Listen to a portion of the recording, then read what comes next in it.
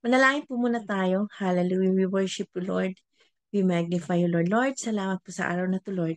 Once again, magkakasama kami para itaas kayo ang inyong pangalan, Panginoon. Lord, I pray, God, Lord, siya sa atin po ang mga puso, Lord. Creating us, Lord, a clean and a pure heart and restore a right spirit within us, Lord. Lord, pangunahan mo po kami, Panginoon. Lord, gamitin mo po ako as your mouthpiece, Panginoon. Itago po ako sa inyong likuran, Lord. Lord, I pray na kayo na maging matabang lupang ang mga puso na ang salita maririnig namin, Lord. Lord, ito yung, hindi lang basta namin marinig, kundi ito yung maging buto na ito yung mamumunga at maipapamuhay po namin, Panginoon. Salamat po Diyos sa kabutihan mo, Lord. Gabayan po kami. In the name of Jesus, we pray. Amen. Hallelujah. Buksan po natin ang Bible natin sa Matthew 6:25. Ang title ng aking message for tonight is about sabi, why worry when you can pray? Matthew 6:25.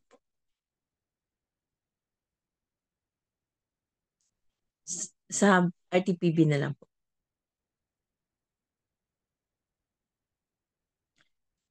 Sabi po dito, kaya't, verse 25, kaya't sinasabi ko sa inyo, huwag kayong mabalisa tungkol sa inyong kakainin at sa inyong iinumin upang kayo mabuhay o kaya tungkol sa susuotin na inyong katawan. Hindi ba't ang buhay ay higit na mahalaga kaysa pagkain at ang katawan kaysa damit?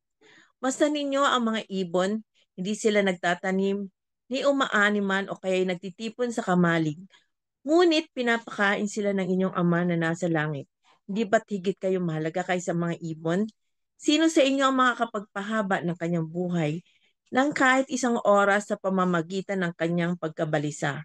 At bakit kayo nababalisa tungkol sa pananamit? Isipin ninyo kung paano tumutubo ang mga bulaklak sa parang. Hindi sila nagtatrabaho ni gumagawa ng damit. Ngunit sinasabi ko sa inyo, kahit si Solomon na napakayaman ay hindi nakapagdamit ng singganda ng isa sa mga bulaklak na ito. Kung dinaramtan ng Diyos ang damo sa parang na buhay ngayon at kinabukasan ay iginagatong sa kalan, kayo pa kaya? Kay liit ng inyong pananampalataya sa Kanya. Kaya't huwag kayong mag-alalang baka kayo kapusin sa pagkain, inumin, at damit. Hindi ba't ang mga hentil ang nababahala tungkol sa mga bagay na yan?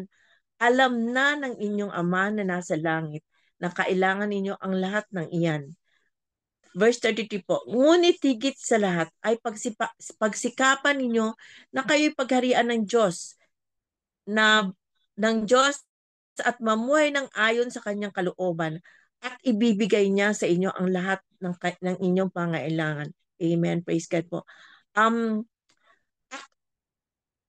I-share ko lang po, 2 Sundays ago, nung October 19 po, um, nung service leader po ako, talaga inano sa akin ng Panginoon yung Psalms 23 ang basahin for the time. And naalala niyo po, yung first verse po doon is, si Yahweh ang aking pastol, hindi kayo magkukulang.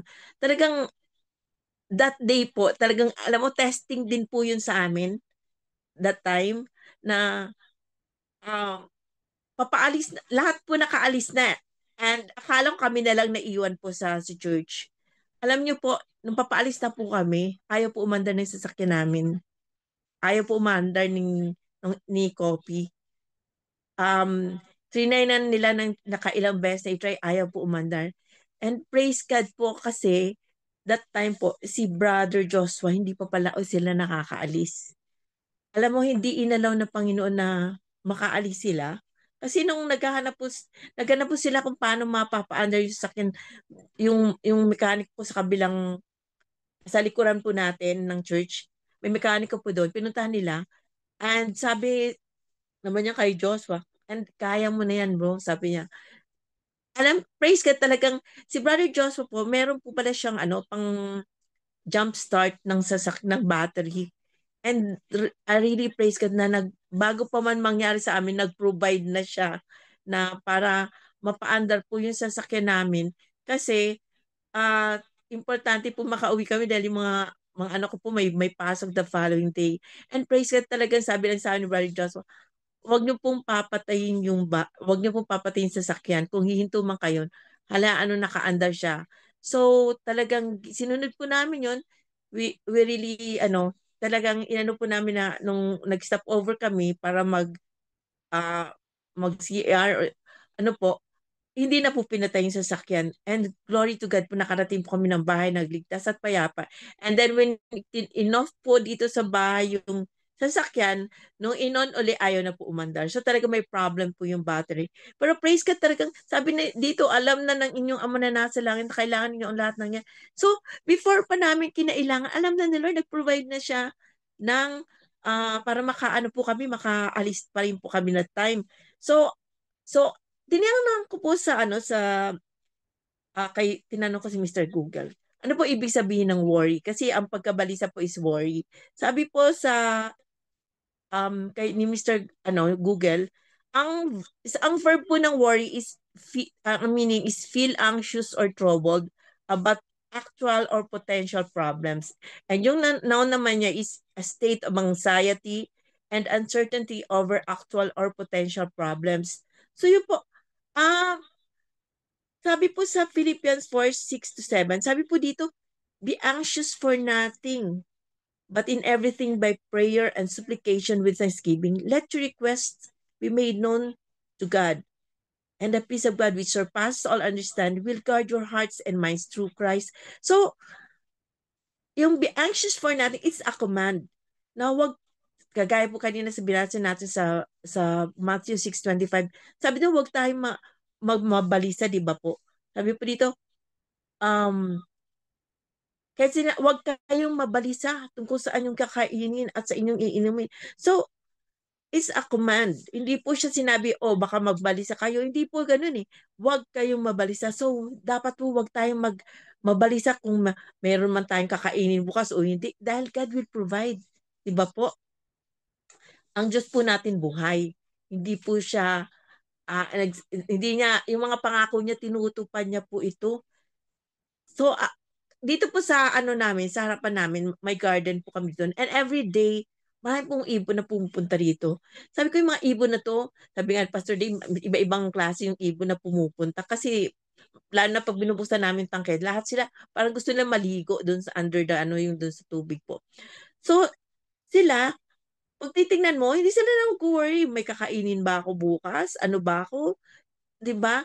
Yung mga ibon na to, di sila nababalisa kung may kakain, pero nabubuhay po sila dahil ang Panginoon ang nagpo-provide ng pagkain nila. Siya ang nagpapakain sa kanila. Kasi sabi pa din sa 26, mas ninyo ang mga ibon, di sila nagtatanim. Totoo naman, hindi sila nagtatanim. Hindi sila umaani man o kaya nagtitipon ng kamay. Ngunit, pinapakain sila ng inyong ama na nasa langit. And hindi ba't mahalagat kayong lahat, hindi ba't higit kayong mahalaga kaysa sa mga ibon? Mas mahalaga po tayo kaysa mga ibon. Mahal na mahal po tayo ng Panginoon. So bakit niya tayo pagkukulangin? At kapag inuna natin ang Panginoon sa buhay natin, sabi po sa Psalms 23:1, the Lord is my shepherd, I shall not want. Hindi ako magkukulang. Hindi ako pagkukulangin. 'Di ba po? Importante na po talagang manampalataya po tayo. Kaya importante magtiwala tayo sa Panginoon na hindi tayo pagkukulangin. At importante din po na unahin natin, sabi po sa verse 33 po, ngunit higit sa lahat ay pagsikapan ninyo na kayo'y pagharian ng Diyos at mamuhay ng ayon sa kanyang kalooban. At sabi niya ito, at ibibigay niya sa inyo ang lahat ng inyong pangangailangan. Unahin natin muna si Lord. Pagsikapan natin, pagharian tayo ng Diyos na buhay. Dahil ibibigay niya, sabi niya, at ibibigay niya sa inyo ang lahat ng inyong pangangailangan. Di ba po? So, bakit po tayo mag-worry?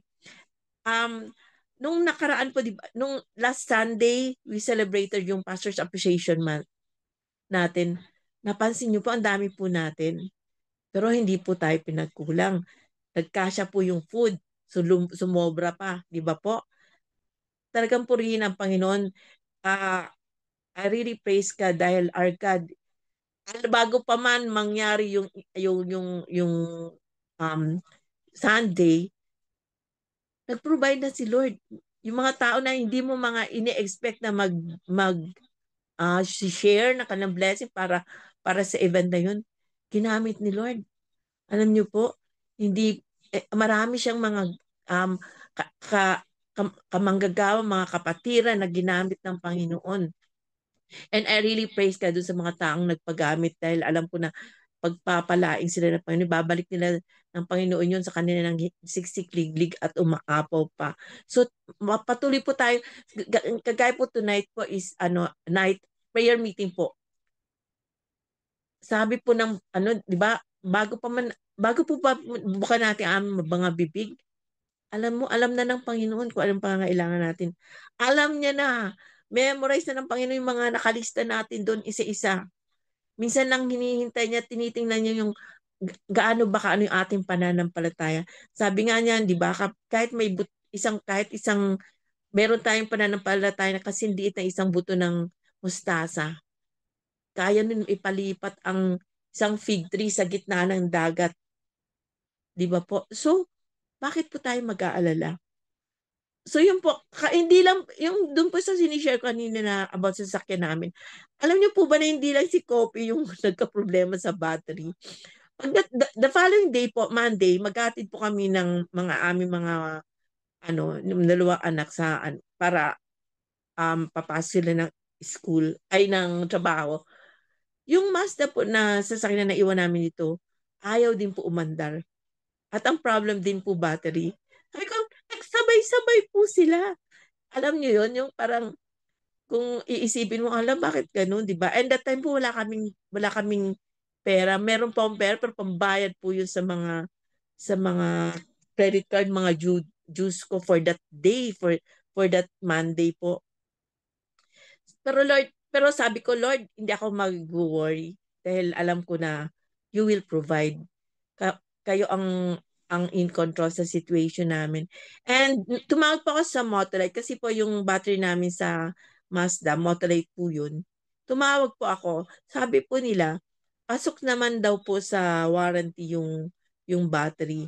So, nung dumating po, sabi, i-check po namin, titingnan kung makakargahan pa siya, and if not, they will replace it with a new one.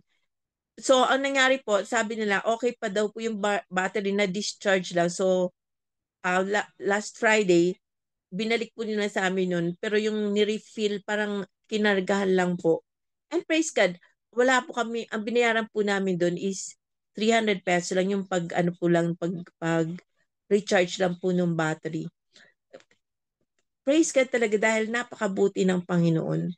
Hindi niya po kami pinagkukulang at He is always on time. So tayo po lahat, magtiwala po tayo sa Panginoon na ang Diyos natin, hindi niya tayo pagkukulangin. Sabi rin po niya sabi po sa Psalms 55:22, sabi po niya dito, cast your burden on the Lord and He shall sustain you.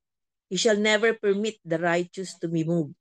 Sa Tagalog po, ilagak ka Yahweh, yung suliranin, aalalayan ka't ipagtatanggol rin. Ang taong matuwid, di niya bibiguin. Di ba po? Sabi niya, di niya bibiguin.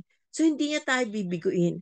As tonight po, as we, um, yung mga ating mga prayer request po, as we give it to the Lord, as we pray about it, Lord, about it, manampalataya po tayo na hindi tayo bibiguin ng Panginoon.